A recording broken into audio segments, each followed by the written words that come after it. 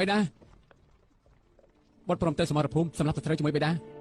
បេដាបត់ទៅតែឯងនិយាយពាក្យប្រហើនចំទាស់នឹងបេដាវិញកោយីអីបើបេដាមិនព្រមដករាជបញ្ជាវិញទេបត់ក៏មិនប្រកែកដែរបត់ស៊ូស្លាប់ការពារព្រះបេដាបេដាបានជារាជបញ្ជានៅឯសាវនាការរួចហើយមិនឲ្យឯងទៅធ្វើសង្គ្រាមនេះទេបេដា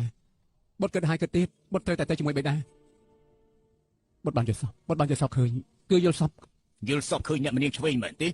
ប្រហែលឆ្នាំទៅហើយការស្លាប់របស់ស្រីម្នាក់នោះធ្វើឲ្យឯងបាត់បង់ចិត្តជាប្រហើយមែនទេមិនត្រឹមតែឃើញអ្នកម្នាងឆ្វេងទេបត់ថែមទាំងយល់សពឃើញថាគេនិយាយឯងឈប់គិតច្រើនទៀតទៅសុបិនគឺផ្ទុយពីការពិតបើឃើញអកុសលនោះវាជារឿងល្អទៅវិញទេទុកចិត្តចុះគ្មានឯងការពារបេដាក៏បេដាមកវិញដោយសុវត្ថិភាពដែរបេដាមិនចាញ់សង្គ្រាមនេះទេជាជាងជាតិមកពីនគរឈីវិញហើយមើលរៀបចំថែមរាយកូនគេរៀបចំស្រាទទួលគេផងចេញដំណើរបេដាព្រះបុត្រាមិនគួរប្រឆាំងរាជបញ្ជាទេការពិតព្រះអង្គមិនអោយបុត្រាទៅជាមួយគឺអាណិតបួសលើក្បាល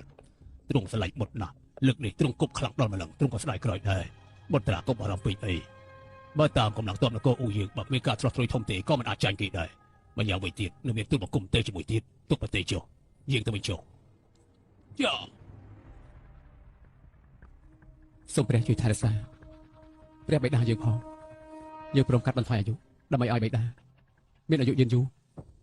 បងស្រីសុខភាពបងមិនសូវល្អកុំយំនាំប៉ះពាល់សុខភាពខ្ញុំបារម្ភខ្លាំងណាស់ពីមុនខ្ញុំក៏អញ្ចឹងដែរតែបានហាត់គុណចិត្តរបស់ខ្ញុំលែងខ្លាចរឿងធ្វើសង្គ្រាមបាទមនុស្សស្រីក៏ធ្វើសង្គ្រាមដែរសង្គ្រាមនេះគឺមិនចេះចាប់ទេខ្ញុំស្អប់ការធ្វើសង្គ្រាមណាស់ឯងនិយាយទៅមើលនៅសុកហេតុអីក៏គេធ្វើសង្គ្រាមដើម្បីអីទេបងស៊ីសឺបើតែអស់គ្នាសិតតែគិតដូចបងអញ្ចឹងអ្នកនៅនគរយើងគឺត្រូវគេធ្វើបានរហូតបើចង់ខ្លាំងត្រូវធ្វើសង្គ្រាមប៉ុន្តែធ្វើសង្គ្រាមត្រូវមានមនុស្សស្លាប់កុំចេះតែនិយាយពាក្យអសង្ឃឹមចាំតែមើលទៅលើកនេះយើងប្រកាសជាអាចឈ្នះឬថាស្ដេចថ្មីយើងខ្លាំងណាស់ខ្ញុំសង្ឃឹមថាឪពុករបស់យើងនឹងអាចមកវិញដោយសុខសាន្តសូមបោះលោកតាមម្ចាស់ដីខ្ញុំព្រមកាត់បន្ថយអាយុសូមឲ្យឪពុកខ្ញុំមានអាយុយឺនយូរ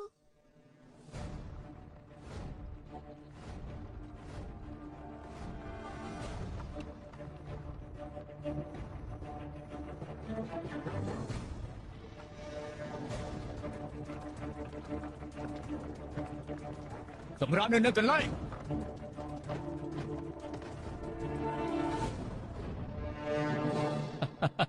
អូប្រាច់ប៉មានរឿងអីមិនក៏សបាក់ចិត្តខ្លាំងម្ល៉េះយើងលឺលោកសៅដូចជាសត្វទិញទល់សៅអញ្ចឹងព្រះអង្គទូលបង្គំនឹកឃើញពីទស្សនវិជ្ជាពីមុនដែលទូលបង្គំវាយប្រហារនៅនគរឈូជាមួយព្រះអង្គហើយទស្សនវិជ្ជាសុខសប្បាយនៅក្នុងដំណាក់ខាងក្រោយគឺដូចជានៅចំពោះមុខព្រះអង្គចង់និយាយពីដំណាក់ខាងក្រោយរបស់នគរយាមិនអន់ជាងរបស់នគរឈូទេ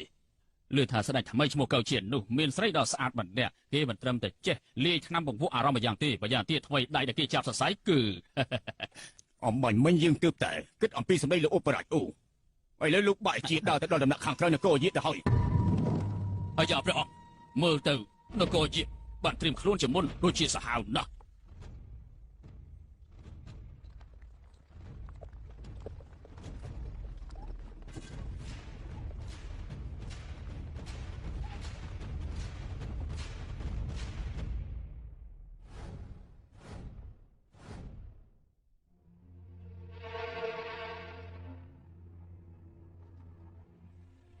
ព្រះអង្គការស្លាប់របស់ស្ដេចយិកចាស់នេះធ្វើស្ដេចយិកថ្មីនេះប្រែដូចជាទាហានទុកសោកលោកម្ចាស់អូតាមសម្ដីរបស់លោកបើជាទាហានទុកសោកតើវាយ៉ាងម៉េចទៅព្រះអង្គទាហានទុកសោកជាដំណំក្នុងការធ្វើសង្គ្រាមមិនក៏លោកសរសើរគេហើយបើមកភាពអស្ចារ្យខ្លួនឯងលោកម្ចាស់ប៉ត្រូវដឹងច្បាស់ពីគេនឹងខ្លួនឯងទើបឈ្នះជារឿងរហូតមើលទៅលោកដឹងតែពីគេមិនដឹងពីខ្លួនឯងទេមេតបជួយកណាហ្វាយសៃរៀបក្បួនយុទ្ធសាស្ត្រទៅក្រាបទៅត្រៀមខ្លួន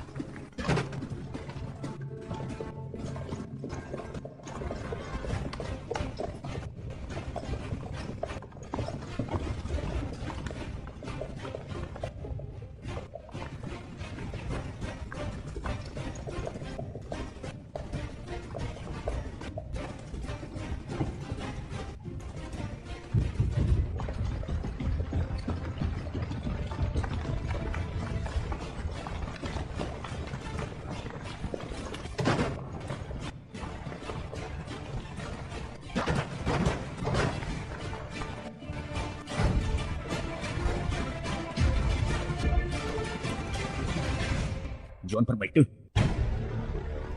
ប្រាំក្បួន20គេឯង កុំមើលងាយគេសិអេលោកអបរាជអូនិយាយទៅមើលតើកងជាតិអាចស្គាល់ក្បួននេះទេមិនសំខាន់លើកងជាតិស្គាល់ក្បួននេះឬអត់ទេសំខាន់ថាលើព្រះអង្គយើងបញ្ជាក្បួនត្រឹមត្រូវឬអត់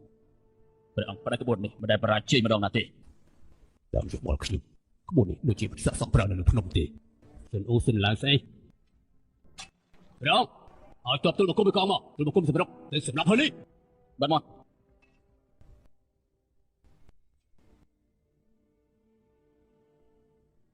លោកមិនតបចេញ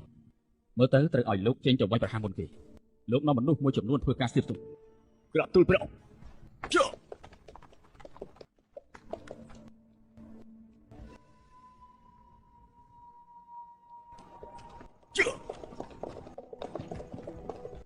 ព្រះអង្គលោកមិនតបចេញអាយុច្រើនហើយទុកឲ្យទូលបង្គំទៅវិញក្រាបទូល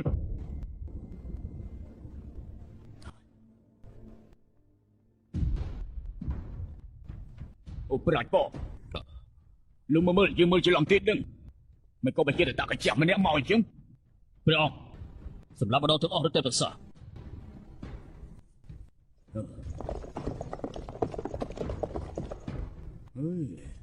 ពីមកតែជាង10នាក់ទេ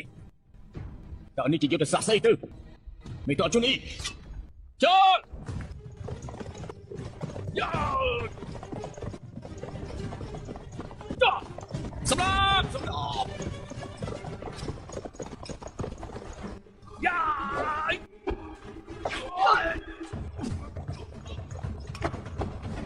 មិនតជ័យប្រសើរណាស់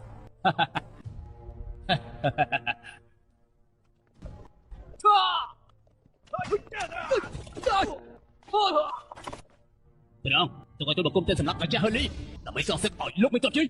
ព្រះអង្គទូលទូលបង្គំទៅឲ្យទូលបង្គំទៅក្រាបទូលពួកឯងមិនមែនជាដៃគូគេទេចាំរៀបចំមនុស្ស300នាក់ចាំស្អាតជាយើងព្រះអង្គទៅជឿ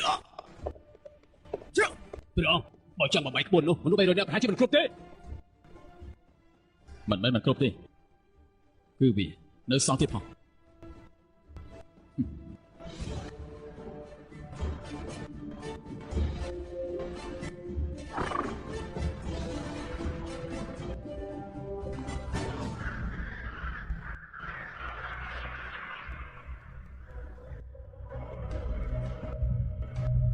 បងថាម៉េចហ្នឹងអ្នកនៅក្នុងសុបិននោះថាបងចិត្តបានធ្វើមហាក្សត្រទេអញ្ចឹងមិនដាក់បងកុំនិយាយច្រើននោះគ្រាន់តែជាការយកសពទេបងកុំគិតច្រើនពេកនោះគ្រាន់តែជាការយកចម្លែកមែនអូនមិនដែលឃើញក្អាច់ហាយជាមួយគ្នាច្រើនបែបនេះទេសេនាក្រាបទូលយកដាននៅក្អៅធានមកយើងមិនក៏ស្ងប់ស្ងាត់ទៅហើយខ្លាចពួកយើងទៀតហ្នឹងលោកអូប្រាយប៉តើទីនេះឈ្មោះស្អីព្រះអង្គទីនេះឈ្មោះថាឈួយលីបើជាងការប្រយុទ្ធនេះហៅថាសង្គ្រាមនៃឈួយលីទៅអ៊ី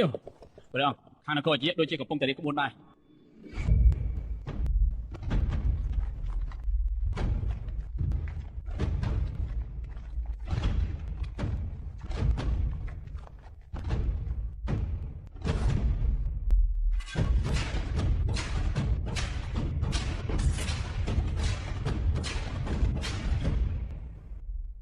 តើមានអ្នកណា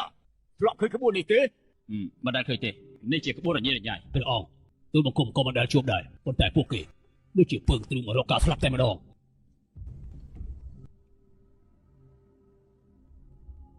លីអូហ្វូក្រាបទូល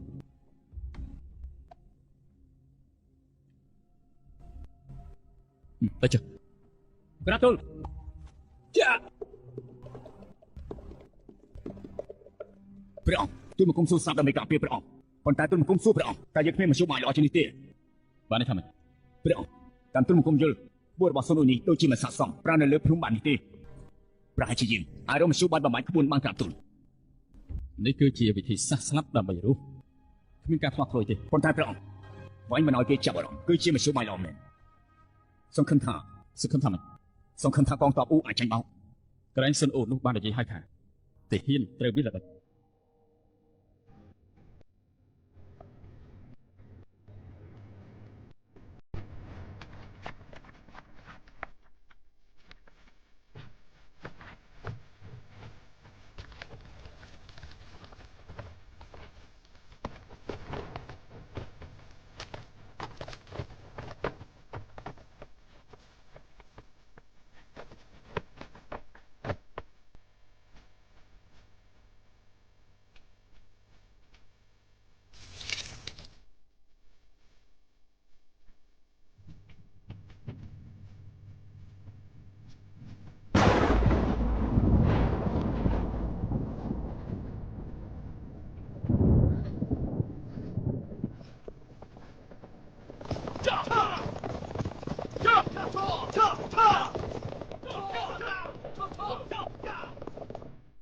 ព្រះអង្គតើអាឡាត់នេះមានប្រើល្បិចស្អីនឹងព្រះអង្គទូលបង្គំសង្ស័យថាគេមានល្បិចទៀត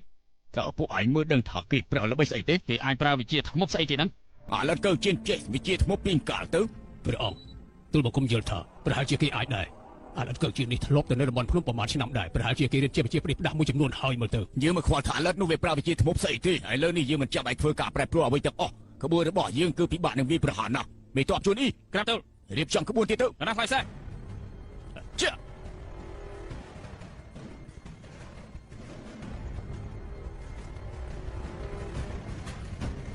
រៀបក្បួនភ្លាម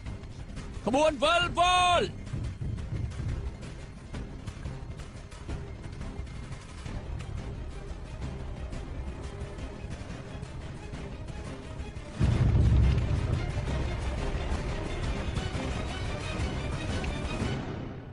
ហេតុអីក៏ឲ្យយើងមកស្លាប់ដោយតែទេអញ្ចឹងកូនប្រុសស៊ូស្លាប់នៅលើសមរភូមិក៏មិនទទួលការប្រមាថនេះដែរខ្ញុំស្លាប់បិទភ្នែកមិនចិត្តទេអ្នកទៅពេលអូនតនស្អីយូអ្នកទៅពេលចេញមកភ្លាម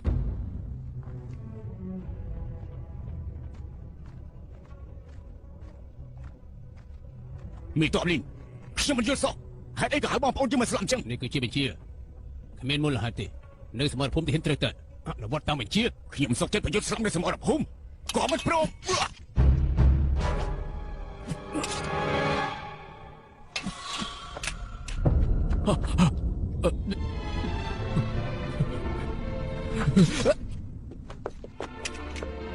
ណាមានណាចង់និយាយទៀតទេសិណាគាត់ឈ្មោះគេទៅវិញទៅឲ្យដាក់ទោសស្មើទោសក្បត់ជាតិប្រពន្ធកូនគេម្នាក់ក៏មិនអាចលើកលែងបានដែរត្រូវសម្លាប់ទាំងអស់បើជំរាបទៅមក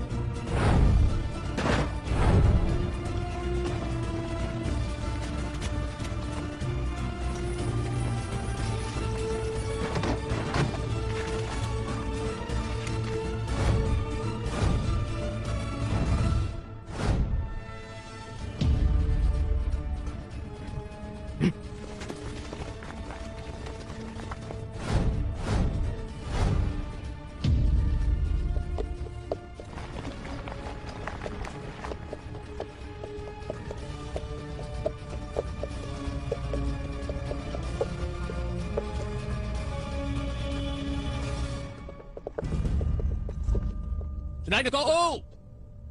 នគរយាមិនចង់ធ្វើជាសត្រូវនគរអូទេ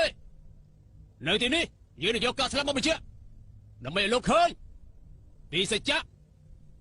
របស់ពួកយើង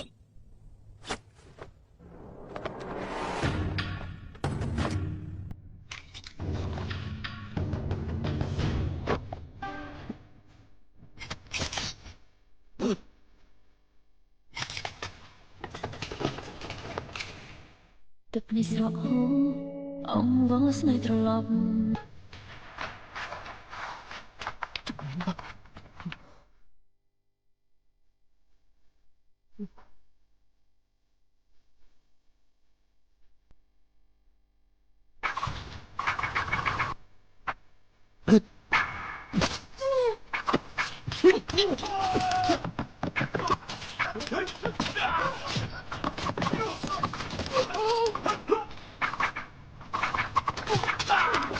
វីវហើយចាញ់បោកគេហើយកុំច្បុកច្បល់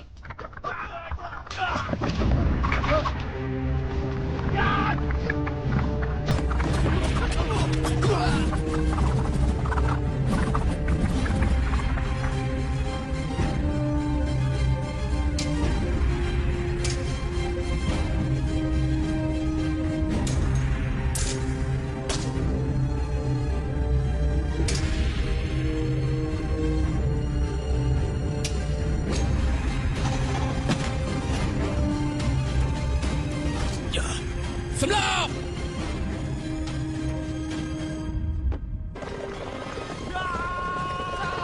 សម្លាប់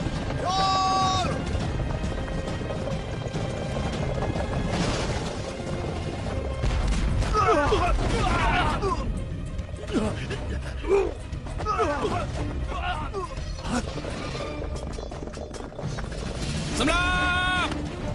ចូល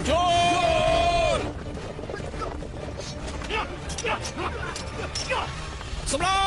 ប់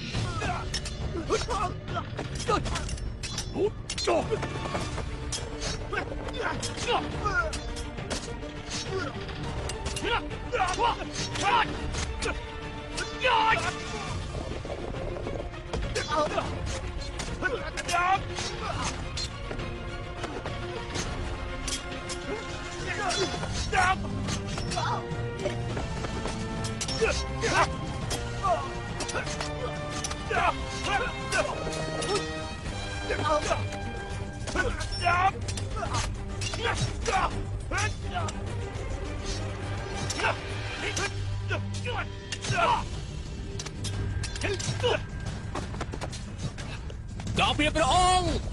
ព្រះអង្គព្រះអង្គឆាប់ពីប្រកាយទៅអត់ទៅគឺមិនទៅហើយសម្លាប់ចូល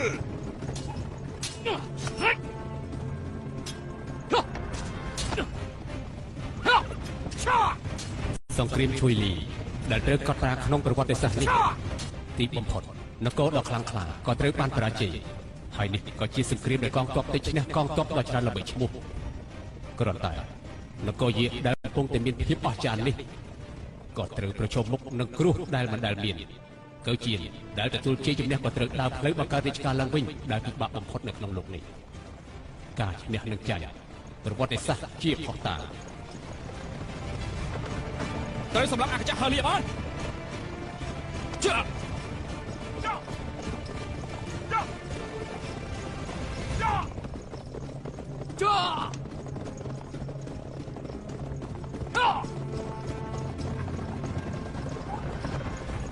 ងទ័ពយើងសម្លាប់ហឺលី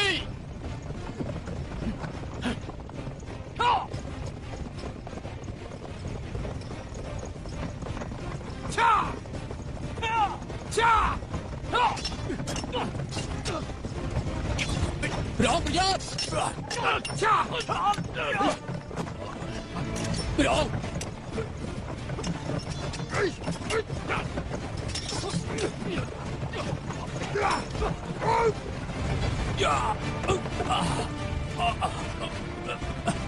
ប្រង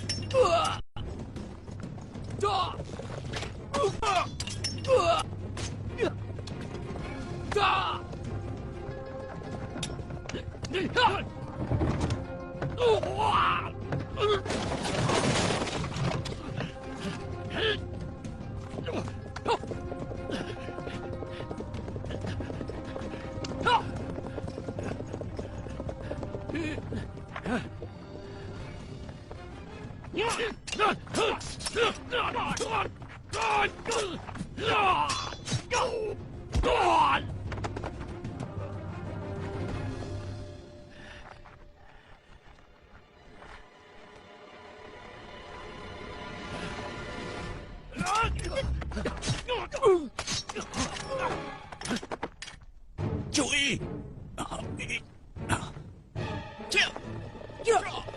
បាញ់ព្រួយដកថយ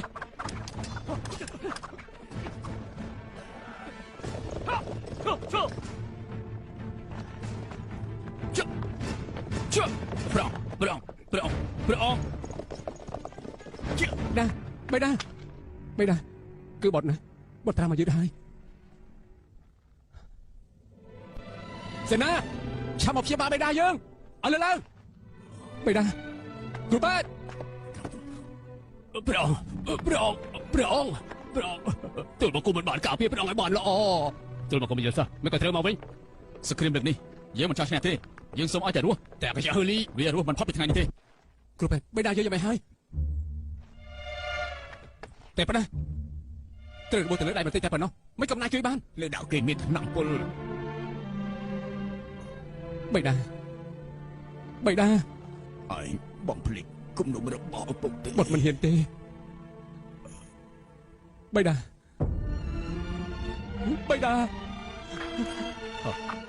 ព្រះអង្គ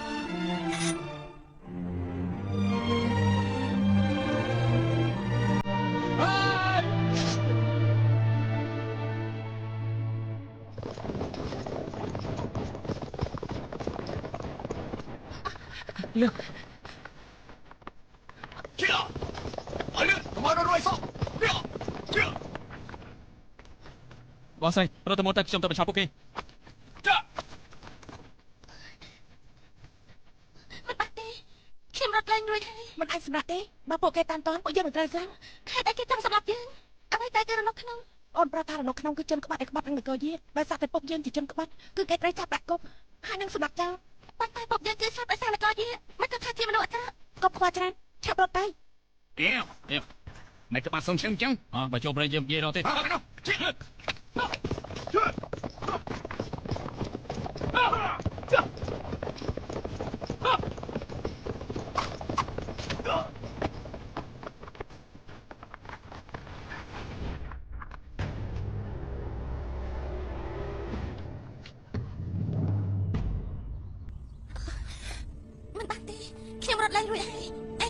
បងនិយាយបែបណាអីបើចង់ស្លាប់ទាំងអស់គ្នាឯងឆាប់រត់ទៅកុំរវល់ខ្ញុំអីក្បាលបងក្តៅណាស់អង្គុយចុះសិនមកបងនៅទីនេះចាំខ្ញុំទៅរកកន្លែងមួយដែលអាចពួនបានប្រយ័ត្នតិចណាបងក៏ត្រូវប្រយ័ត្នដែរ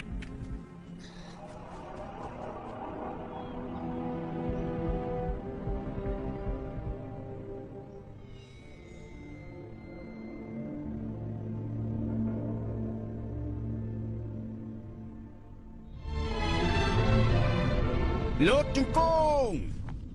សំពះលើកទី1សំពះលើកទី2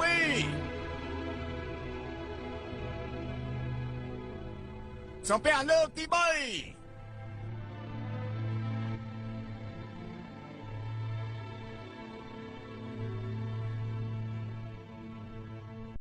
ចុះ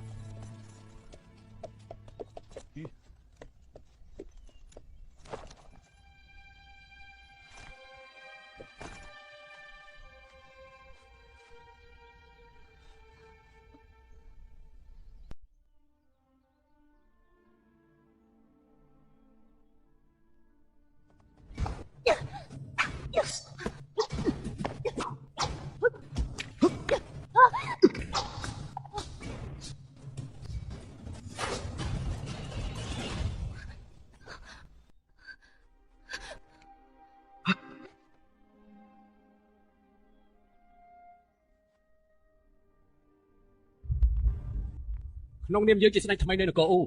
ខណៈពេលដែលយើងកាន់ទុកថ្វាយព្រះអង្គតែការជួយចាំនិងថ្លៃអំណរគុណដល់កងទ័ពដែលបានបលីជួនជាតិហើយយើងក៏ត្រូវបញ្ចុះមេទ័ពជួអ៊ីឲ្យអធិកធមធ្វើល្អដល់មេទ័ពធំរួមទាំងយុទ្ធជនដែលបានបលីហើយយកសង្គ្រាមជួយលីលឹកនេះមកទុកជាការប្រមាថនគរអូនេះជាការប្រមាថយ៉ាងធំធេងដែលនគរអូយើងក៏ប្រោះជួបកងទ័ពអូយើងប្រសិនមានចិត្តថោកក៏ត្រូវគេសម្លាប់ចោលមហាធិបយើងជឿថោកទៀតប្រើបីដាក់ទៅជៀនគេថោកទៀតដល់ថ្នាក់ប្រើធ្វើដៃបែបនេះទៅហើយគេនឹងត្រឹមនៅលោកជាស្ដីក្នុងប្រវត្តិសាស្ត្រនៅមុខថ្នាក់លើមេដាយើងសុបស្បត់ស៊ូស្លាប់បែបប្រហារនគរយាឲ្យសម្រាប់កោជៀនស៊ូស្លាប់បែបប្រហារនគរយាសម្រាប់កោជៀនស៊ូស្លាប់បែបប្រហារនគរយាសម្រាប់កោជៀនស៊ូស្លាប់បែបប្រហារនគរយាសម្រាប់កោជៀនស្រួលមែនស្រួលខ្លួនមែនតើអូនចេះធ្វើដៃទាំងនេះមកពីណានេះមិនមែនអូនចេះតាំងពីកើតមកទេគឺទេវតាផ្ដល់ឲ្យអូនគឺសម្រាប់បម្រើព្រះអង្គលើលោកមានពីរកោជៀនយកសោយសុកតែម្នាក់អូនសង្ឃឹមថាបងមកវិញយូរហើយប្រហែលថ្ងៃនេះបងសម្រាប់ឲ្យស្រួលទៅយើងចង់សោយសុកដែលអូនស្គាល់ជួយឆ្លើយប្រាប់បងផងឃើញបងណាត់ជួបប្រុសថ្មី បើយើងមិនអាចបោះវិញទេតែអូនគិតចាំ ឥឡូវបងឆ្លះសង្គ្រាមមកវិញហ្នឹងតើ បងសុំបើសិនជាយើងស្លាប់តើសុខទេវតានេះអូនអាចយកទៅឲ្យប្រុសផ្សេងទៀតទេឬក៏អាចមានប្រុសផ្សេងសោយសុខលើការចាប់សរសៃដ៏ទន់ៗរបស់អូននេះទេ ក្រៅពីព្រះអង្គគឺមិនអាចទេ អញ្ចឹងបាទអូនស្បត់ឲ្យបងស្ដាប់ ព្រះអង្គយ៉ាងម៉េចហើយយើងជួបដៃប្រពន្ធច្រើនឆ្នាំហើយ អូនមិនហ៊ានស្បត់ទេ បានអូនស្មាត់បើសិនជាអូនស្រឡាញ់មនុស្សក្រៅពីព្រះអង្គសូមឲ្យរទះបាញ់ស្លាប់ដោយគ្មានអីគាត់ ចាប់ទុកបងដូចអ្នកដូចត្រីមនុស្សដូចបងមានតែស្រឡាញ់អូនត្រឹមពេលខ្លីហើយអ្នកថ្មី នៅលើលោកនេះអូនជាជនតែមួយដែលបងជឿជាក់ក្រៅពីអូនអ្នកផ្សេងទៀតបងមិនហ៊ានជឿទេក្រោយពេលធ្វើជាស្រេចយើងរឹតតែមានការបារម្ភធ្វើស្ដាប់មិនមែនស្រួលទេ តើបងមិនចង់ធ្វើស្ដេចទេ នៅលើលោកនេះអ្នកណាមួយមិនចង់ធ្វើស្ដាប់គ្រាន់តែជានគរដែលបងគ្រប់គ្រងមិនមែនជានគរយៈដ៏ខ្លាំងក្លាទេជានគរយៈដែលអន់ថយបំផុត ព្រះពោព្រះអង្គលោកមេតលេងគូគូសូមចូលគាល់ ព្រះអង្គតែក៏ថ្ងៃនេះគឺល្អមែនថ្ងៃនេះគឺថ្ងៃបញ្ចុះសពហឺលីព្រះអង្គគួរតែជួបលេងជាមួយពួកទូបង្គំ តើលោករៀបចំរឿងសប្បាយអីដែរ ប្រកាសជាស្រាលល្អនិងស្រីស្អាតហើយ ល្អយើងគួរតែជួបលៀងជាមួយនឹងក្រុមមន្ត្រីដើម្បីជួយជំនះនគរយៈយើងនឹងការស្លាប់របស់នគរយៈ សូមព្រះអង្គសោយសុខឲ្យបានសប្បាយប្រទេសចុះតែការនោះទូបង្គំធ្វើរួចរាល់ហើយគួរចាប់គឺចាប់គួរសម្លាប់គឺសម្លាប់ចំពោះជនដែលហ៊ានក្បត់នឹងព្រះអង្គនោះត្រូវទូបង្គំបោះសម្អាតអស់ហើយ មានអញ្ជើញវិនចង់មកទេ ទូបង្គំមកបញ្ជាមនុស្សចេញទៀតដល់ផ្ទះ គេជាមន្ត្រីស្មោះមានប្រាជ្ញាដែលមហាក្សត្រមុនទុកឲ្យយើងទោះជាយើងយល់សោកក៏សង្ឃឹមថាគេនឹងជាសះស្បើយហើយឆាប់មកធ្វើការវិញ លោកម្ចាស់ព្រះអង្គពូឆាយមកទៅលោកម្ចាស់ឯផ្ទាល់ អលុតគឺគ្រាយកក្រោកគ្រាយកក្រោកឡើយគ្រាអី លោកប្រៃអូលោកប្រៃអូ ព្រះអង្គទូលបង្គំមិនក៏បីដល់មហាក្សត្រមិនក៏បីដល់ព្រះអង្គទេ លោកប្រៃអូសូមស្លាប់ការពីព្រះបិតាសេចក្ដីស្មោះត្រង់នេះទាំងអស់គ្នាបានដឹងហើយ ព្រះអង្គ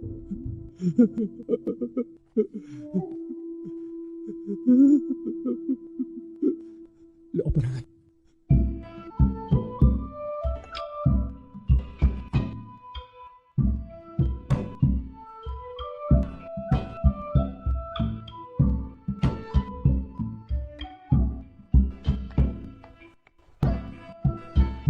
ព្រះអង្គតែរបាំនេះព្រះអង្គមិនសពទេទេ យើងកំពុងតែគិតមិនក៏វិនចុះមិនទាន់មកទេ ទូលបង្គំបីជាឲ្យគេទៅបង្ខំមកហើយ មុនពេលបិតាយើងសោយទីមង្គលបានផ្ដាំយើងថាត្រូវជឿជាក់និងប្រើប្រាស់វិនចុះប៉ុន្តែគាត់ឈឺយូរណាស់ហើយយើងក៏មិនអាចទៅរំខានគាត់ទេ ព្រះនាងយាងមកដល់ មិនក៏នឹងចំអកនោះមកទៀតហើយ គឺព្រះមហាក្សត្របីជាឲ្យគេទៅជួយមក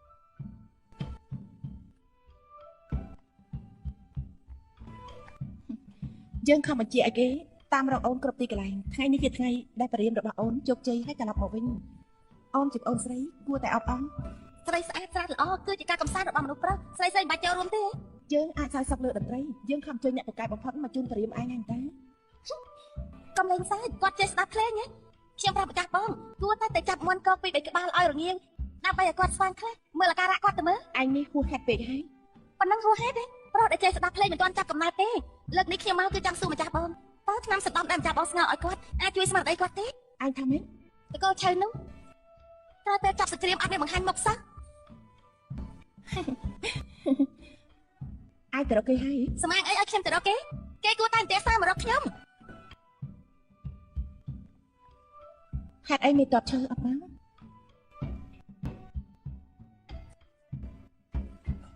អោតែទូលបង្គំនឹកឃើញដល់កើតជាតិគឺខឹងដល់សង្គ្រោះថ្មិញ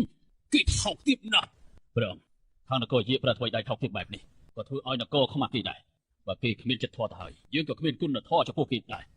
តាមវិបល់ទូលបង្គំយើងអាចធ្វើឲ្យនគរយៈទទួលនៅលទ្ធផលនេះ យើងមិនយល់ពីសម្ដីរបស់លោកអបប្រៃតទេ បើវិន័យក្នុងការធ្វើសង្គ្រាមទៅបំផ្លាញចោលយើងក៏អាចប្រើយុទ្ធសាស្ត្រនេះវាយបកទៅគេវិញដែរ គំនិតលោកអបប្រៃតចង់ឲ្យកងទ័ពរបស់យើងទៅសមរភូមិធ្វើអត្តភាពដែរ ទូលបង្គំគ្មានអារម្មណ៍លេងសើចទេ អញ្ជើញនិយាយចុះ ព្រះអង្គទូលបង្គំយល់ថាយើងអាចប្រើប្រាស់មធ្យោបាយខុសធម្មតាទប់ទល់នគរយៈឧទាហរណ៍យើងបញ្ជាអ្នកខ្លះចូលទៅក្នុងនគរយៈរំខានតំបន់ខាងក្រោយគេរកឱកាសធ្វើឃាតគេ ហើយយើងក៏អាចប្រើថ្នាំពុលចូលទៅក្នុងអណ្ដូងឬក៏ទឹកទន្លេបើគេត្រឹមត្រូវយើងធ្វើដោយចំហត្រូវប្រើល្បិចយើងត្រូវតែប្រើល្បិចវិញក្រាស់ទៅ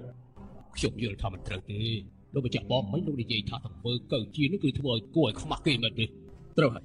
បើទៅធ្វើគេគួរឲ្យខ្មាស់មានហើយចុះនគរអ៊ូយើងធ្វើតាមគេធ្វើស្អីលោកតែលោកក៏ចង់ឲ្យនគរអ៊ូយើងខ្មាស់គេដែរមែនទេខ្ញុំបាននិយាយហើយចំពោះអ្នកធ្វើការត្រឹមត្រូវគួរតែធ្វើការបើកចំហចំពោះសត្រូវខលខូចត្រូវប្រើល្បិច លោកម្ចាស់ប៉ោះចង់និយាយថាចង់ឲ្យយើងទៅធ្វើជនថោកទាបដូចជាកៅជាតិអញ្ចឹង បើវិន័យក្នុងការធ្វើសង្គ្រាមគេបានបំផ្លាញចោលអស់ជាសភាពបរិះឬជនថោកទាបវាលែងសំខាន់ទៀតហើយ បើអញ្ចឹងដើម្បីទប់ស្កាត់ សំខាន់តើអ្នកណាឈ្នះអ្នកណាចាញ់តាមយោបល់ទូលបង្គំអ្នកណាឈ្នះជាសភាពបរិះអ្នកចាញ់ជាជនថោកទាប លោកចង់និយាយថាអ្នកឈ្នះជាស្ដេចអ្នកចាញ់ជាចោរ តើព្រះអង្គបានគិតថាចាញ់ឈ្នះអាចសម្រេចនៅអ្វីទាំងឡាយទេសូមព្រះអង្គជួយណែនាំទូលបង្គំផង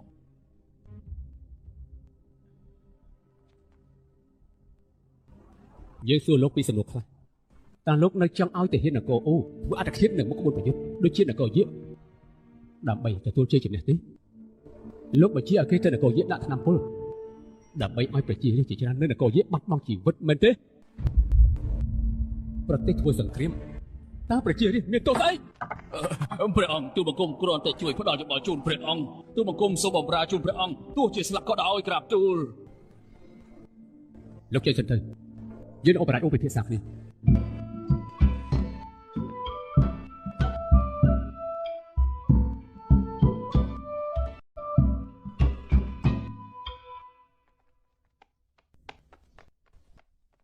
ព្រះអង្គលោកម្ចាស់វិនមកដល់រាជដំណាក់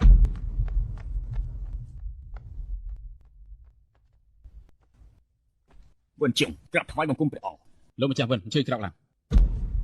លោកម្ចាស់មិនក៏លោកមិនក្រោកសេនាគេលោកម្ចាស់វិនចង់ក្រោកឡើង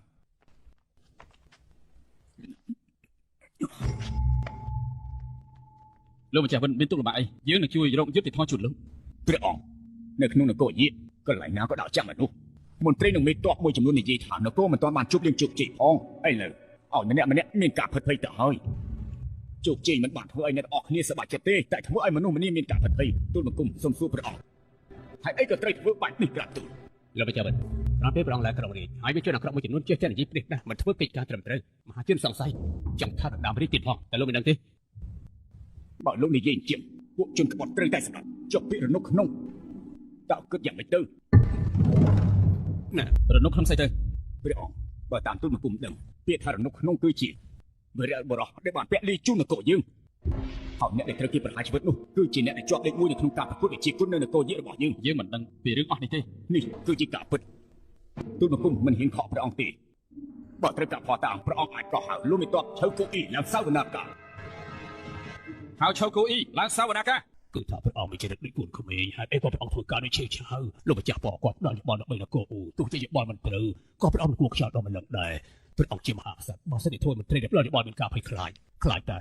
យើងឃើញថានឹងរឿងដែលគេហ៊ានធ្វើគ្រប់មធ្យោបាយនេះធ្វើសង្គ្រាមគឺត្រូវបានចំហឬមួយក៏ការគ្រប់គ្រងជាតិមិនអាចប្រើវិធីសាស្ត្រដ៏ត្រឹមត្រូវហើយនៅប្រើចិត្តធម៌នោះទេ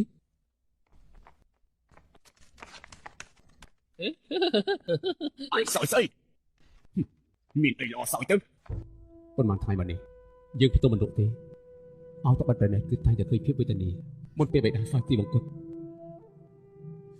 យើងយំស្ទើរតែអស់ទឹកភ្នែកគិតទៅចង់ទៅនាំទ័ពទៅវាយប្រហារកើជៀនភ្លាមទេដើម្បីសងសឹកឲ្យបេដាទូលបង្គំក៏ចង់ទៅសម្លាប់កើជៀនដែរដើម្បីសងសឹកប៉ុន្តែព្រះអង្គឥឡូវក៏តែសឹកមិនទាន់ដល់ទេសម្រាប់អបរាជណែនាំផងត្រូវដឹងច្បាស់ពីគេនឹងខ្លួនឯងទើបអាចឈ្នះសង្គ្រាមបានឥឡូវធ្វើតែនគរយាកឈ្នះដោយសារសម្ដាងមែនប៉ុន្តែពួកគេប្រកាសជាអស់កម្លាំងដោយសារតែបង្កើនការប្រយុទ្ធខ្ពស់ម្យ៉ាងទៀតគេលួចលាបថ្នាំពុលក្នុងចំណោមនគរខ្លាំងគេត្រូវបាត់បង់គេឈ្មោះដូច្នេះហើយនោះយើងអាចជំរុញឲ្យគេធ្លាក់ក្នុងសភាពឯកោឲ្យតែទស្សនសង្គ្រាមគឺគ្មានអ្នកណាជួយគេទាំងអស់ហើយនគរអូរបស់យើងគួរតែមានផែនការគឺផ្អាកសង្គ្រាមហើយយើងចិញ្ចឹមប្រជារាស្ត្រផ្អាកសង្គ្រាមត្រូវហើយធ្វើឲ្យបាត់តែប្រមាណឆ្នាំមុននេះនគរអូយើងចាប់ផ្ដើមរុងរឿងហើយទ័ពកើនខ្លាំងឡើងប៉ុន្តែការធ្វើសង្គ្រាមរយៈពេលយូរពេកហត់ទាំងទ័ពនិងប្រជារាស្ត្រហើយក៏ចំណាយថវិកាច្រើនក្នុងសភាពបែបនេះព្រះអង្គគួរតែដកខ្លួនចេញពីសង្គ្រាមមួយនេះដើម្បីចិញ្ចឹមទ័ពចិញ្ចឹមកម្លាំងរកឱកាសចាប់ដល់ពេលដែលយើងឈ្នះគេទាំងស្រុងហើយនោះយើងវាយម្ដងគឺអាចកម្ចាត់កើជៀនការវាយប្រហារកើជៀនមិនមែនគ្រាន់តែជាទង្វើដែលព្រះអង្គសោកសឹកតែឯងទេព្រះអង្គនៅទទួលភារកិច្ចដ៏ធំធេងដែលមហាក្សត្រមុនមិនទាន់បានអនុវត្តនៅឡើយ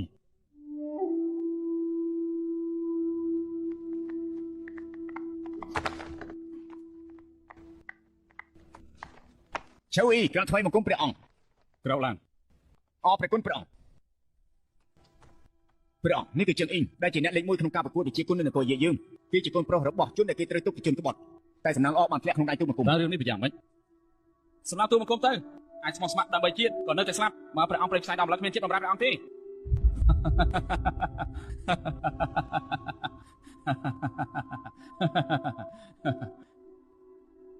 លោកម្ចាស់វិន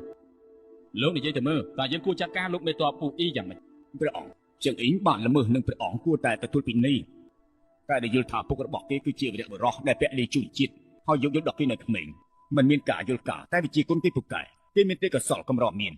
សូមព្រះអង្គយកយល់ដល់គេផងក្រាបទូល កុំយកយល់ម្ដងពីរដងស្អី អញបិទមកទៅ ចង់សម្លាប់ខ្សែចិត្តព្រះអង្គចុះតែទូមកគុំមានរឿងអយុត្តិធម៌និយាយទៅតែរឿងអយុត្តិធម៌ស្អីព្រះអង្គទូមកគុំប្រឹងប្រែងហាត់គុណឲ្យលើបានឈ្នះលេខ1ទៀតទូមកគុំឈ្នះយុវជនខ្លារខណ្ឌមិនក៏ខ្លាចតែជាជនក្បត់ទៅវិញឪពុកទូមកគុំស្លាប់នៅក្នុងសមរភូមិឥឡូវខ្លាចតែជារនុកក្នុងទៀតហើយចង់សម្លាប់ទូមកគុំនឹងគ្រួសារតើហេតុអីយើងមិនដែលលឺរឿងរនុកក្នុងស្អីទេតើអ្នកណាជាអ្នកបញ្ជាតើអ្នកណាបញ្ជាតើអ្នកណាជាអ្នកតាមសម្លាប់ផ្ដាច់ពូជគ្រួសារវីរៈបុរស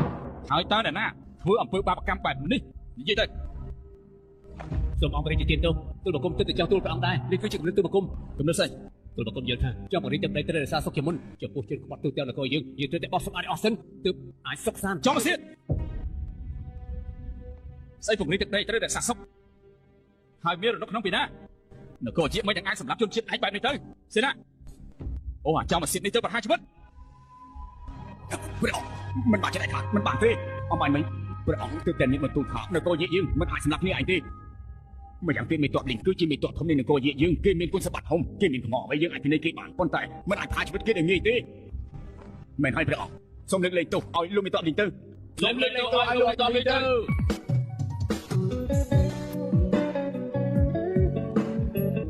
បើអញ្ចឹងយកគេទៅក្រៅសេះឲ្យចំណេញសេះរយៈពេល1ខែអរព្រះគុណព្រះអង្គដែលមិនប្រហារជីវិតទូលបង្គំចេញទៅលោកម្ចាស់វិនក្រោកឡើងចេញនេះបញ្ជាមិនអាចឲ្យនិយាយពាក្យជួនក្បត់ទៀតទេនគរយាជាអត់មានជួនក្បត់ទេរាជនៅនគរយាទាំងមូលសិតតែជាបងប្អូនអ្នកដែលចាប់ច្រឡំត្រូវដោះលែងវិញទាំងអស់ដល់គេឈ្មោះដូចតាមចំពោះបងប្អូននៅនគរយាដែលបានពលីនៅសមរភូមិសិតតែជាវីរៈបុរសស្រាយចំណង ក្រាបទូល លោកមិនតបឆៅហេតុអីក្រោយពេលដែលគេប្រកួតវិជាគុណឈ្នះហេតុអីអត់ផ្ដល់រហស្សនាមជាយុទ្ធជនចាំពីថ្ងៃទៅយើងតែងតាំងឯងជាយុទ្ធជនឈ្មោះទី9នៅនគរជាតិគឺជាអ្នកហាត់ដាវនៅមានទៀតបើធ្វើការប្រៀបធៀបទៅលើមេតបឆឹងគឺដូចជាកងការពារម្នាក់ចឹងត្រូវហើយជាកងការពារយើងត្រូវការអ្នកកំឡោះដូចជាមេតបចឹងដើម្បីនៅក្បែរប្រការយើងធ្វើជាកងការពារយើងតើមេតបចឹងស្ម័គ្រចិត្តដែរទេ អរគុណព្រះអង្គទៅ ព្រះអង្គសូមអធិស្ឋានភាពល្ងីល្ងើរបស់ទូលបង្គំស្ម័គ្រនៅជាមួយព្រះអង្គទោះជាស្លាប់ក៏ដោយក៏ទូលបង្គំមិនប្រកែកដែរថ្វាយបង្គំព្រះអង្គមានប្រជុំយើងយូរលោកម្ចាស់វិនពេលដែលព្រះមហាក្សត្រមុននៅមានប្រជុំទ្រង់តែងតែសរសើរថាលោកម្ចាស់វិនស្មោះត្រង់និងមានប្រាជ្ញាថ្ងៃនេះយើងឃើញលោកជាសះស្បើយហើយវិលមកសវនាការវិញវិភាសាកិច្ចការចំពោះយើងពិតជារឿងល្អប៉ុនមហាមេក្រោយពេលដែលនគរអ៊ូត្រូវប្រជ័យពូឆើយអន្តរសាចង់សងសឹកឲ្យបិតាគេពិតជារកគ្រប់មជ្ឈបាយពង្រឹងកម្លាំងទ័ពហើយរកឱកាសវាប្រហារនគរយារបស់យើងវិញដូច្នេះហើយសត្រូវខ្លាំងពិតប្រកបរបស់ព្រះអង្គគឺជានគរអ៊ូដែលកំពុងតែធ្វើពិធីបន់សពនោះឲ្យក្រាបទូល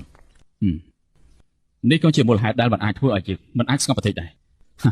សំណាងឲ្យដែលមានអ្នកខ្លាំងដូចជាលោកម្ចាស់វិនជួយផ្ដល់យោបល់ដល់យើង បើនិយាយពីអ្នកខ្លាំងទូលបង្គំចង់ណែនាំអ្នកគុណពូកែម្នាក់ដែលលាក់ខ្លួនក្នុងព្រៃភ្នំថ្វាយព្រះអង្គ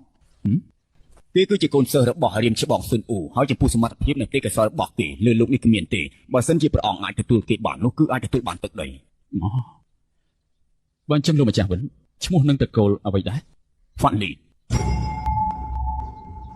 ទឹកនេះស្រក់ហូរអងវងស្នេហ៍ត្រឡប់ចិត្តមិនស្ងប់ចង់សពធ្វើមិនបាន តែគេជាទេវតានោះមែនទេគេមនុស្សធម្មតាទេបើទេវតាមិនអាចប្រយុទ្ធជាមួយខ្ញុំទេអញទៅវាយប្រហារគេទាំងកាយសាហាវចឹងទោះជាទេវតាក៏ផិតភ័យដែរសំណាងហើយដែលគេមានថ្មីដែរខ្លាំងបើមិនអញ្ចឹងគេស្លាប់ក្រោមកំបិតរបស់ខ្ញុំ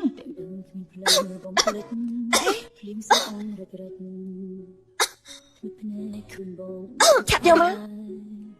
បងប្រាប់មកអូនចាក់ចេញ អរគុណលោកទេវតាទទួលបងប្អូនខ្ញុំនៅអេបងស្រីខ្ញុំថាធ្លាប់ជួបលោកចាំទីបងស៊ីស៊ឺតែគាត់เป็นទេវតាដែលជួបបងក្នុងព្រៃនោះមែនទេ ស៊ីស៊ឺ ត្រូវហើយគាត់ឈ្មោះស៊ីស៊ឺខ្ញុំឈ្មោះចាំតាំងចាស់លោកវិញ ខ្ញុំឈ្មោះផាន់លី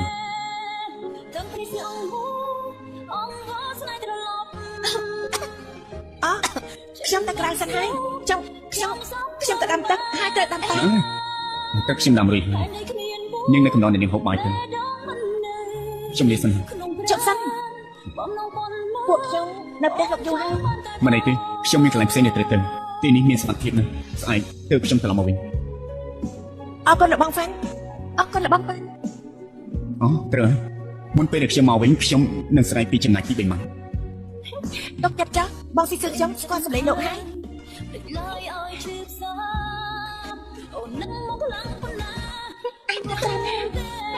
បងស្រីបងយល់ថាទេវតានោះមានផ្លេចមែនអញមានអារម្មណ៍លេងសើចទៀតស្មានឲ្យបងប្រុសចេញមកហើយណា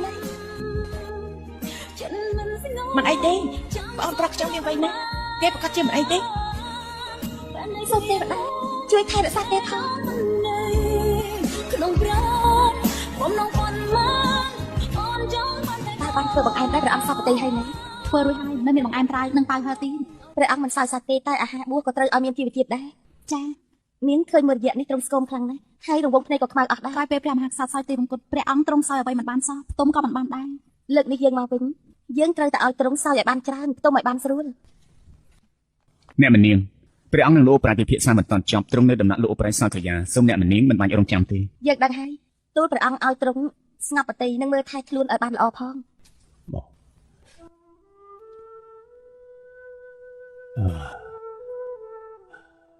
នៅក្នុងការរៀបចំតបមានមនុស្សពីរនាក់គឺមានសារៈសំខាន់ខ្លាំងចំពោះនគរអូយើងក្តីស្រមៃមង្សៃឈិនអូឈិនមកដល់នគរអូព្រះអង្គគេបានបង្រៀនថ្មីដៃជិះប្រទេសប្រយុទ្ធរបស់ភូមិភាគកណ្ដាលនិងភូមិភាគខាងជើងដល់នគរអូយើងធ្វើឲ្យការបំពាក់លើនគរអូយើងកាន់តែគ្រប់លក្ខណៈហើយចុះនៅមានម្នាក់ទៀតនោះនៅមានម្នាក់ទៀតនោះគឺស៊ុនអូដែលព្រះអង្គថាគេថោកទាបនោះហើយ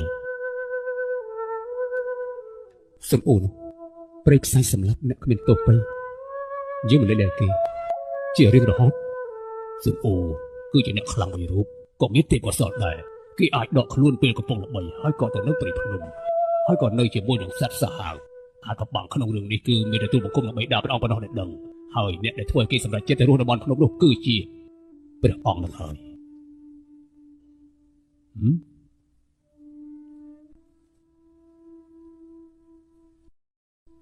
ថ្ងៃនេះក្នុងពិធីជប់លៀងមហូបឆ្ងាញ់ស្រាល្អច្រើនណាស់ព្រះអង្គអត់មានចាប់មួយចង្កឹះសោះគ្រាន់តែឆាសណ្ដែកមួយចានព្រះអង្គសើចដូចជាឆ្ងាញ់ណាស់ យើងចូលចិត្តម្ហូបដែលអូនធ្វើដោយផ្ទាល់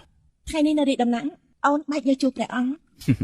អូនសម្លាញ់យើងអត់ធ្វើឲ្យអូនអត់សង្ឃឹមទេ ព្រះអង្គមានព្រះបញ្ញាញាណបានធ្វើឲ្យមន្ត្រីនិងមេតបរំភើបលោកម្ចាស់វិនចុងស្ទើរតែស្រក់ទឹកភ្នែកនៅពេលនោះអូនចង់រត់ទៅអោបបងភ្លាម បងសង្ឃឹមថាខ្លួនបងនឹងអាចខ្លាចទៅជាមហាក្សត្រដ៏មហិមាបំផុត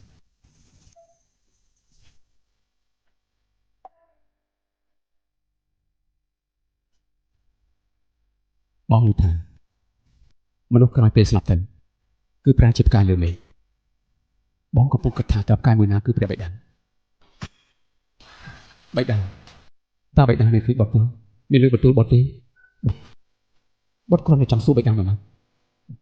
ធ្វើជាមហាក្សត្រតើត្រូវតែលើកដៃកាប់សម្លាប់គ្នាបាទសិនជីក្បាលដែលត្រូវគេកាត់ចោលចេះសោយនោះចឹងពិភពលោកនេះ កាន់តែប្រទេសប្រដាហៅព្រៃផ្សាយប៉ុណ្ណា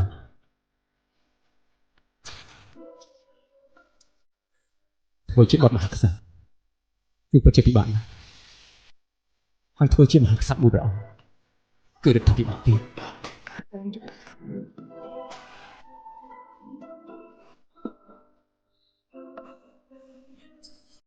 ពីពេលនេះទៅអូនត្រូវជួយបងសពសពព្រះបិតា នឹងសម្រាប់កិច្ចការធំរកព្រឹកពេលដែលបងក្រោកឡើងអូនត្រូវរំលឹកបងមកថាពូចាបងភ្លេចហើយស្ដេចកលជាបានសម្រាប់បិតាបង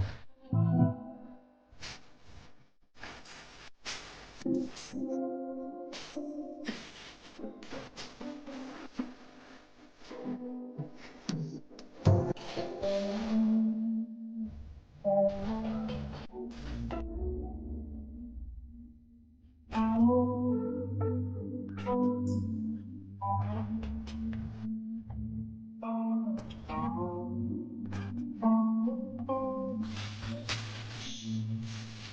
បងក៏ដេកមនុស្សដែរនេះគេសម្រាប់ទឹកទេ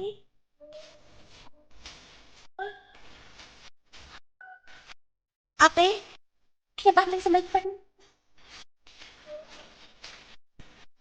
ឆាប់ដេកទេ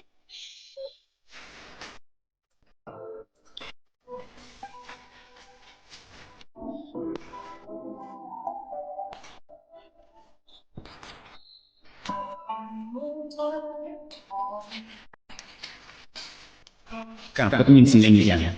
មិនមែនថានរណាអាចស្ដាប់យកទេនៅក្នុងរីករាយដែលយើងអង្វែងសម្លេងពិនញ័រមិនដឹងថាអាចធ្វើរំជួសចិត្តដ៏សែនឆ្ងាញ់នេះឬក៏អត់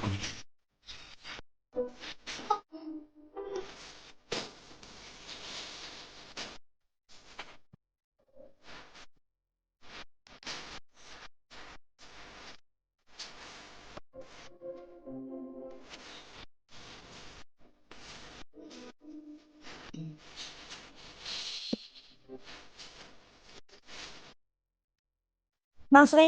យកក្តារស្អីនេះក៏បារម្ភអីឥឡូវខ្ញុំធូរច្រើនណាស់ពេលនេះខ្ញុំធូរទូទាំងរាងកាយហើយខ្ញុំដេកមិនលក់ទេអញបារម្ភពីប្អូនមែនទេ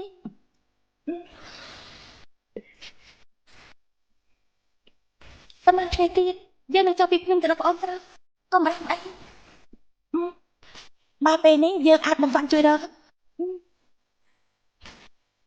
ពេលជាល្អណាស់ត្រូវគាត់ទទួលឲ្យយើងស្នាក់នៅក៏មិនសួរថាហេតុអីទើបយើងមកដល់ទីនេះគេដូចជាមិនចូលចិត្តនិយាយស្ដីទេបរិបទដែលមិនសូវនិយាយស្ដីទើបជាបរិបទដែលនៅក្នុងចិត្ត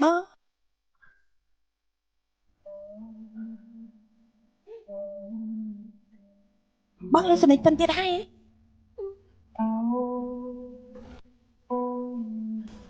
ចម្លែកមែនហេតុអីក៏ខ្ញុំស្ដាប់មិនឮ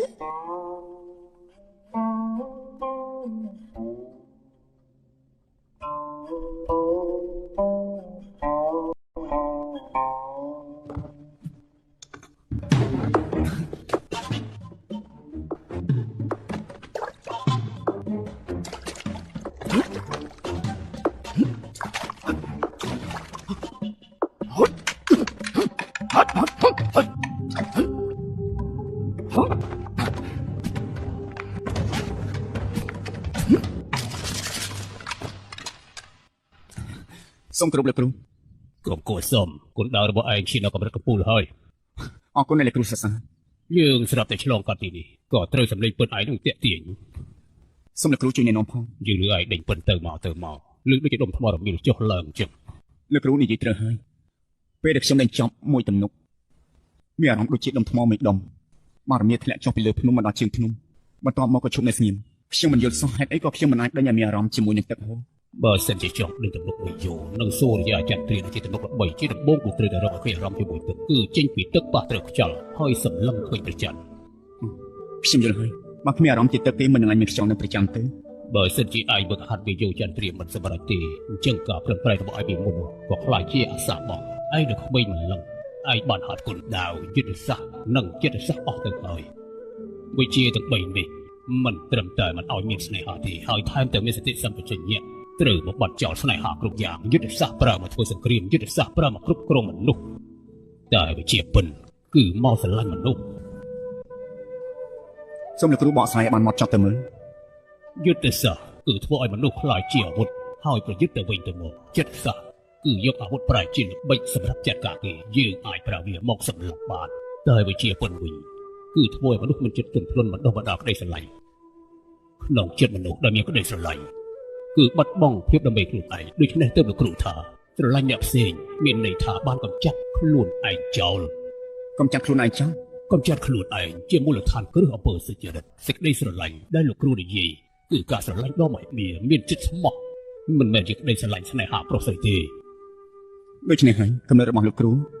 មានន័យថាស្នេហារវាងប្រុសហើយនិងស្រីគឺជាឧបសគ្គដែលខ្ញុំហាត់វិជាពិនគឺផ្ទុយទៅវិញបើការហាត់ពិនអត់មានមโนសញ្ចេតនាគឺហាត់មិនសម្រេចទេដូចជាការចំហុយថ្នាំអត់មានឡចំហុយអញ្ចឹងបើសិនជាចង់ដេញទំនុកវាយោចាន់ត្រីឲ្យចេញពិនគាត់បានគឺត្រូវឆ្លងកាត់ដំណាក់កាលស្នេហានិងតណ្ហាបន្ទាប់មកធាតុមាសទឹកឈើភ្លើងដីហើយអ្វីដែលពិបាកហាត់បំផុតនោះគឺទឹកបើសិនជាអាចដើម្បីក្តីស្រឡាញ់អាចធ្វើឲ្យខ្លួនឯងរលាយបាត់មែន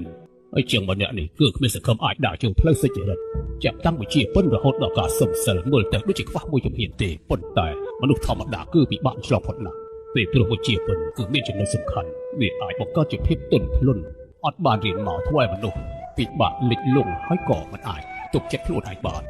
ខ្ញុំចង់សួរលោកគ្រូផលប្រយោជន៍និងផលអាក្រក់នៅក្នុងវិជាពិន ប្រែភាពទន់ភ្លន់ដល់សេចក្តីស្រឡាញ់នេះគឺជាប្រយោជន៍តែបើងប់ងល់នៅក្នុងភាពទន់ភ្លន់គឺអាចបរាជ័យទាំងស្រុងដោយសារតែរឿងនេះជាផលអាក្រក់ ម៉ែនេះទេសភាពនៅតំបន់ភ្នំពិតជាស្អាតមែនហើយអ្នកនៅតំបន់ភ្នំក៏ជាស្អាតទៀត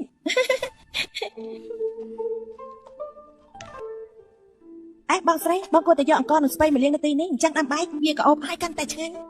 ត្រីហើយ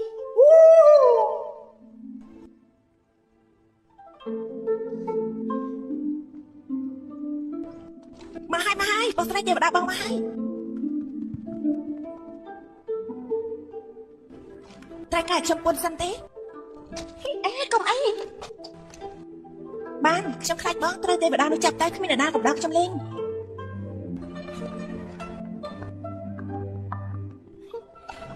បងសាន់ពួកខ្ញុំកំពុងនិយាយពីបងនិយាយពីអ្វីទៅ ប្រកាសថាបងល្អហើយបងស្រីថាគាត់ចូលចិត្តអ្នករស់នៅតំបន់ភ្នំ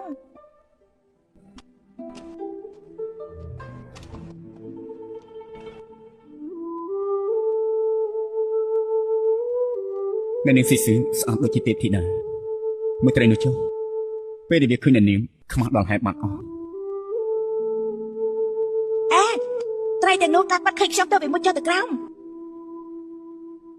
ត្រីហើយបងអូនចាំតាមស្អាតជាងខ្ញុំ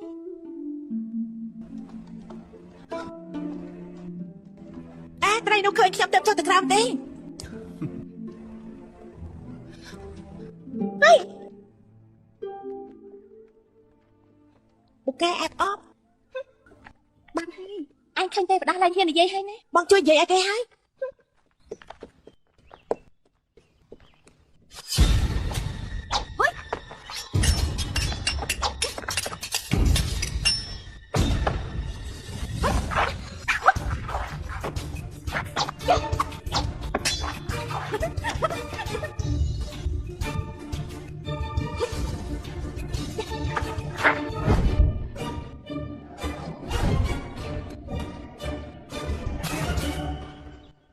ចាំមិនដែរលើកនេះចោះចាញ់ហើយហ៎ចាញ់ហើយបងចុះចាញ់ហើយ បងចោះចាញ់បែបនេះមិនគិតថាងាយស្រួលពេកទេហ៎ ចុះចាញ់ហើយនៅមិនបានទៀតទេជប់លេងទៅខ្ញុំណែនាំភ្ញៀវពីរនាក់បានស្គាល់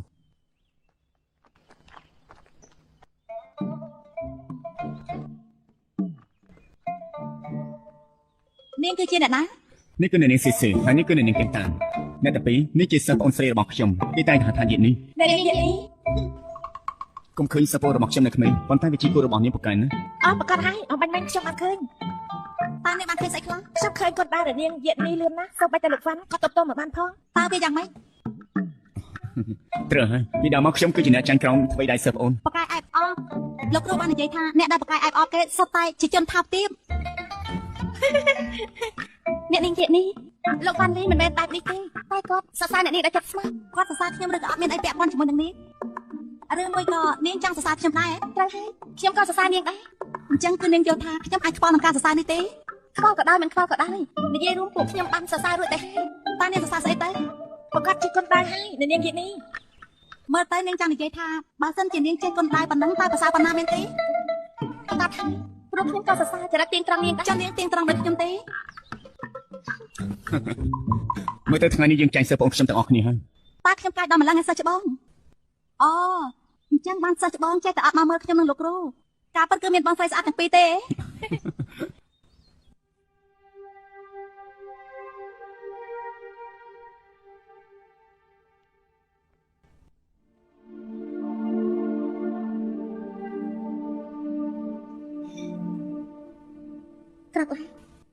ក្រោកឡើង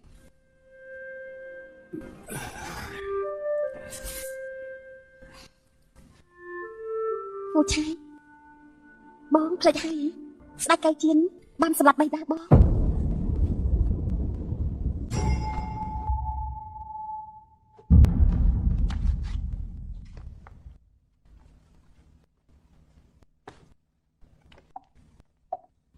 អេអូនទាំងអស់គ្នាមិនសោយទេ អ្វីទាំងអស់នេះធ្វើថ្វាយព្រះអង្គតែម្នាក់គត់សិតតែជាមហូបបួស មិនសោយជាមួយគ្នាទេ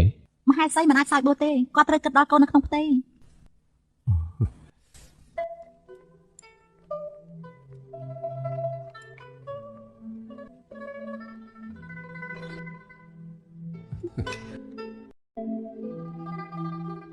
អាយ៉ាកូននេះបានទាត់បង គេនេះជាលើមណាស់ចេះតែទាត់ធាក់រហូតអត់មានពេលទំនេរសោះ ប្រកាសជាកូនប្រុស សង្ឃឹមថាចឹងចុះពេលអូននៅនគរឈីបៃតារកគ្រូទាយប្រាប់ថាប្រហែលជាកូនប្រុស ប្រសានណាអេតើអូនមានឲ្យគ្រូទាយឲ្យបងទេ អត់មានទេប៉ុន្តែបៃតាប្រាប់អូនថាបងនឹងឡើងក្រុងរាជអ្នកដែលព្រះអង្គគួរប្រើប្រាស់សំខាន់គឺអបរាជអ៊ូ បីណាមានបន្ទូលត្រូវបងពិភាក្សាជាមួយអបរាជអ៊ូកាន់តែច្រើនកាន់តែគ្រប់គាត់គឺគោរពគាត់អស់ពីចិត្តលោកអបរាជនេះគឺជាមរតកមានតម្លៃបំផុតដែលបិតាទុកជូនបង ក្រៅទូព្រះអង្គប្រទេសសេះរៀបចំរួចហើយ បាទ បងទៅក្រៃមកសម្រាប់កាយ បងទៅសំណាក់អបរាជអ៊ូ ពេលថ្ងៃត្រង់បងមកសោយប្រយ៉ាងទេ អូនកុំចាំបងអីត្រូវហើយឮថាម្សិលមិញក្រុមអ្នកមនាងបានមករកបងនេះ មិនអីទេរឿងតូចតាចនៅដំណាក់ខាងក្រោយទុកឲ្យអូនជាអ្នកដោះស្រាយទៅ រូបខាងអូនហើយណា ព្រះមហាសីក្រុមអ្នកមនាងជើមកបង្ករឿងទៀតហើយរៀបចំប្រទេសយើងចង់ទៅក្រៅតាព្រះមហាសីមកមែនទេ អមប្រកាសហើយខ្ញុំមិនចង់ហ៊ានកុហកទៅ តាព្រះមហាសីមកកន្លែងនេះធ្វើស្អី ខ្ញុំក៏អត់ដឹងដែរ សូមគោរពព្រះមហាសីអ្នកមនាងក្រោកឡើងពួកនាងចេញទៅវិញចុះអង្គុយនិយាយគ្នាសិនបាត់ទេព្រះមហាសីយាងគង់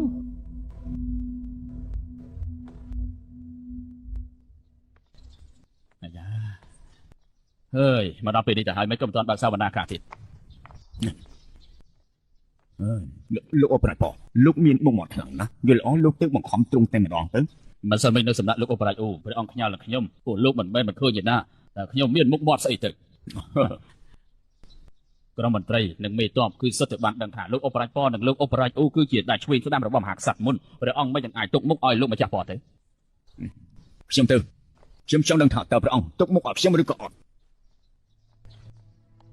អស់លោកមន្ត្រីនិងលោកមេតបព្រះអង្គយាងទៅសំណាក់លោកអបរាជអូហើយសូមពេលល្ងាចចាំមកបើកសវនាការវិញ បើនិយាយជាងនេះជាកិច្ចគ្រាន់តែជាការពិភាក្សាជាមួយលោកអបរាជអូតែម្នាក់ឯងទេអីពួកយើងអាចដកឲ្យសន្តានទៅធ្វើស្រែវិញ បច្ចុប្បន្ន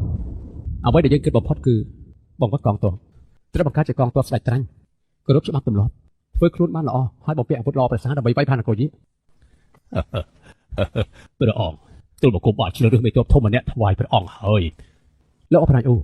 លោកចង់និយាយពីមេតបតាកងមែនទេ មេតបតាកងមានគុណសម្បត្តិច្រើនណាស់ប៉ុន្តែគេក្លាហានគ្មានល្បិចទូលបង្គំមានជនដែលស័ក្តិសមជាងនេះទៀត គឺណា ព្រះអង្គសាកទីទៅមើលមេតបវ័យក្មេងនេះវិជាគុណពូកែមើលយុទ្ធសាស្ត្រច្បាស់ក្លាហានឆ្លៀសវៃមានទេពកោសល្យលើសគេគឺជាអ្នកមានទេពកោសល្យម្នាក់ដែលទូលបង្គំប្រឹងបណ្ដុះបណ្ដាលជាច្រើនឆ្នាំឥឡូវក៏ពុទ្ធនៅបន្ទាយនគរអូយើងបង្វឹកកងទ័ពថ្មី លោកនិយាយពីចាន់យូរ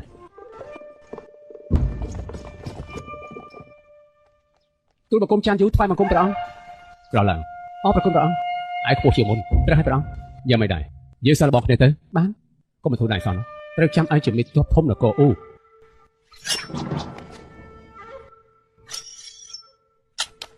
ទទួលទៅ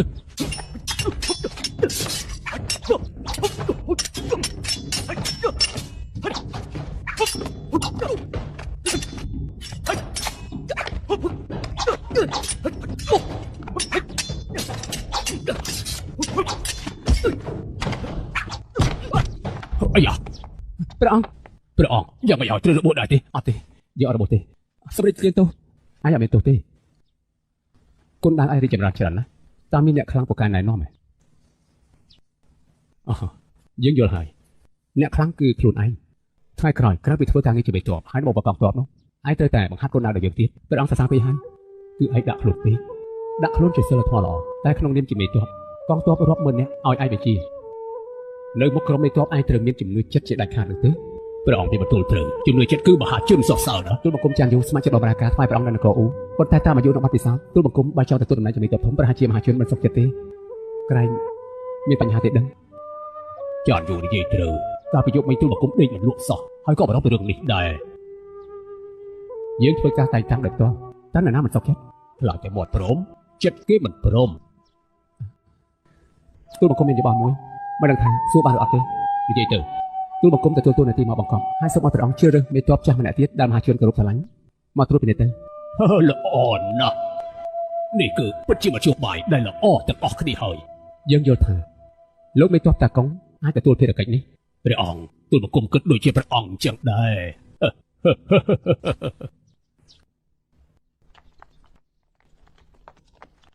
ណែចាច់លើគ្នារោចាច់លើគ្នារោខាងនោះរោហើយឬនៅរោហើយឬនៅ ហើយរកអត់ឃើញទេ អើយហើយនេះ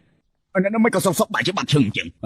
ដំណាក់ខាងក្រោយនឹងរីក សុំ ដំណាក់ ខាងសរោ រក ណែ អ អ ត់ ត់ ហើ ឃើ យ ញ រ ទេ កឃើញទេ ណែឆាប់ទៅរកទៀតទៅចាច់លើគ្នា បាទ លោកម្ចាស់វិន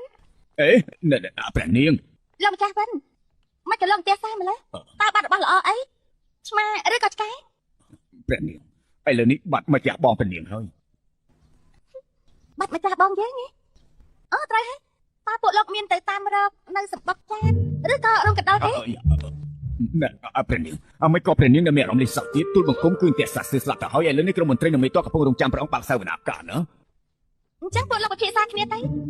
តែប៉ុន្តែមានត្រង់ឬក៏អត់ដូចគ្នាទេ ណែអាយ៉ាទូលបង្គំជុំនិយាយហើយអ្នកពួកឯងដើររកទៀតទៅរកគ្រប់កន្លែងនេះទេ រត់ទៅអ្នកទាំងអស់គ្នាដែររត់ទៅពួកលោកមិនសួរខ្ញុំក៏បានដែរយប់នេះខ្ញុំដឹងថាម្ចាស់បងខ្ញុំដែរណា